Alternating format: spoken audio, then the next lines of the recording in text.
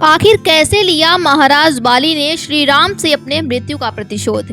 दोस्तों, रामायण में उल्लेखित सुग्रीव के बड़े भाई बाली को तो हम सभी जानते ही होंगे, जो कि बड़े ही परम पराक्रमी और तेजस्वी थे।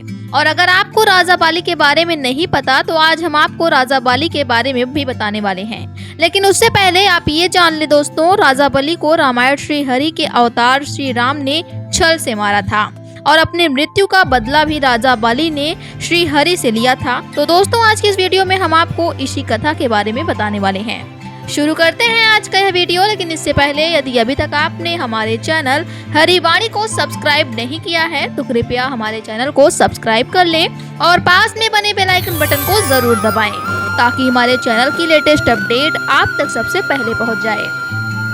दोस्तों, रामायण में राजा बाली का वर्णन मिलता है, जो कि राम भक्त हनुमान के सखा सुग्रीव के बड़े भाई थे। लेकिन दोनों भाइयों में भाई जैसा प्रेम नहीं था और उनके बीच यह मनमुटाव एक दैत्य से युद्ध के दौरान हुआ।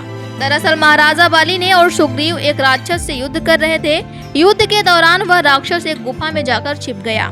तब महाराजा बाली ने सुग्रीव को कहा, मैं गुफा के अंदर जा रहा हूँ, यदि मैं जल्दी वापस नहीं लौट पाया तो तुम यहाँ से चले जाना और राजकाज संभालना।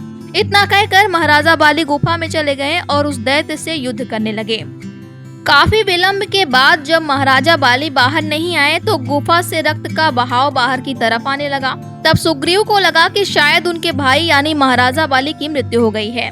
तत्पश्चात सुग्रीव ने गुफा का मुख एक बड़े से पत्थर से बंद कर दिया और राज्य वापस लौटकर राजकाज संभालने लगे। थोड़े दिन बाद महाराजा बाली गुस्से से लाल होकर अपने राज्य में पहुंचे तो सुग्रीव को सिंहासन पर बैठा देखकर सुग्रीव को बहुत भला बुरा कहा और उन्हें अपने राज्य से बाहर निकाल दिया। इसके बाद सुग्रीव वन में चले गए, जहां उनकी मुलाकात श्री राम भक्त हनुमान से हुई और तभी से सुग्रीव और हनुमान जी के मध्य गहरी मित्रता हो गई। इसके बाद उसी वन में वनवास भुगत रहे श्री राम और लखन माँ सीता की खोज में विचरण कर रहे थे। तब सुग्रीव और हनुमान जी की दृष्टि उन दोनों पर पड़ी। उन्हें देखकर सुग्रीव को लगा कि शायद उनके भाई बाली ने उन्हें मारने हेतु दोनों मायावियों को वन में भेजा है। जिसके बाद डर कर सुग्रीव ने हनुमान जी से कहा कि आप जाकर पता लगाएं कि आखिर ये दोनों कौन हैं और यहाँ इस वन में क्या कर रहे हैं। तब हनुमान जी ने अपना रूप बदला और श्री राम और उनके भाई लखन से उनका परिचय पूछा। जब हनुमान जी को पता लगा कि वनवासी रूपी विचरण कर रहे ये साधारण मानव और कोई नहीं बल्कि उनके प्रभु श्री राम और उनके भाई लक्ष्मण हैं, तो वे भावुक हो गए और प्रभु के प्रति अपने प्रेम को व्यक्त किया। इसके बाद उन्हें अपने कंधों पर बिठाकर सुग्रीव के पास ले गए और वहां श्री राम सुग्रीव के मध्य वार्तालाप में श्री राम ने माता सीता हरण के बारे में सुग्रीव को बताया और सुग्रीव ने अपने भाई द्वारा किए गए अत्याचार के बारे में श्री राम को बताया। इसके बाद सुग्रीव ने उन्हें कुछ आभूषण दिखाए जो कि उन्हें वन में मिले थे और ये गहने माता सीता के थे जब रावण उन्हें अपने विमान में ले जा रहा था। तब माता ने विमान से अपने कुछ आभूषण वन में गिरा दिए थे। आभूषणों को देख श्री राम भावुक हो गए। तब सुग्रीव ने कहा, मैं आपकी मदद कर सकता हूँ, लेकिन उससे पहले मुझे आपकी मदद चाहिए। तब सुग्रीव ने बताया कि राजा बलि की मृत्यु के पश्चात राज्य मेरे पास आ जाएगा और तब राज्य की सेना भी मेरे पास होगी और इसी प्रकार मैं सेना के साथ आपकी मदद कर सकूंगा। लेकिन एक समस्या है कि महाराजा बाली के पास एक ऐसी माला है जिसके कारण उनके विपरीत लड़ रहे किसी भी जीव की आधी शक्ति महाराजा बाली के भीतर आ जाती है और इसी माला के तेज से उन्होंने रावण को भी पराजित किया है।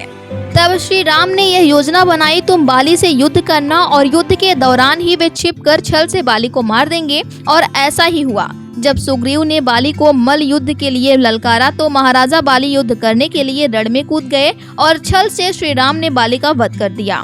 और अब चूंकि श्री हरि अवतार श्री राम ने छल से बाली का वध किया था, इसलिए वे अपने द्वारा किए गए कर्मों द्वारा श्री हरि अवतार श्री राम पाप के बंधन बंध गए, जिससे फल तो उन्हें भोगना ही था।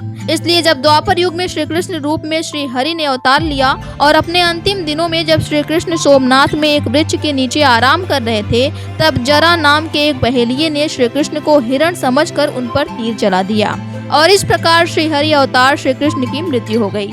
और ये बहेलिया और कोई नहीं बल्कि महाराजा बाली ही थे, जिन्होंने द्वापर युग में इसी विशेष कार्य हेतु जन्म लिया था। तो दोस्तों, देखा आपने कैसे कर्म के तराजू में स्वयं भगवान ने भी खुद को तोला है। तो आप और हम क्या चीज हैं। इसलिए जीवन जितना हो सके उतना अच्छा काम कीजिए, बाकी ईश्वर आपके साथ है। तो दोस्तों आज की इस वीडियो में बस इतना ही। उम्मीद करते हैं कि आज की हमारी यह वीडियो आपको पसंद आई होगी। वीडियो पसंद आया हो तो लाइक, शेयर और सब्सक्राइब जरूर करें और वीडियो में अंत तक बने रहने के लिए आप सभी का धन्यवाद।